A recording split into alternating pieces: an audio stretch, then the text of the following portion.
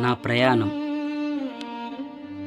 వసంతకాలపు చల్లగాలిలా ఆశలు నా మనసును తాకి మరుమల్లెల సువాసనల మైమర్పించాయి. వేసవిలో దొరికిన చెట్టు నీడలా ప్రేరణ ఇచ్చిన ధైర్యంతో నా నుదిటి రాతనే మార్చాలని నిర్ణయించుకున్నా. కడల్ని తాకే కెరటాల్లా కష్టాలు వెంటాడుతూ వేధించాయి. సంద్రాన్ని కమ్మిన తుఫానుల బాధలు నన్ను చుట్టుముట్టాయి. పెనుగాలులా వేదనలు దూసుకొచ్చినా యుద్ధంలో వెన్నుచూపని వీరుడిలా భయపడకుండా పోరాడాను.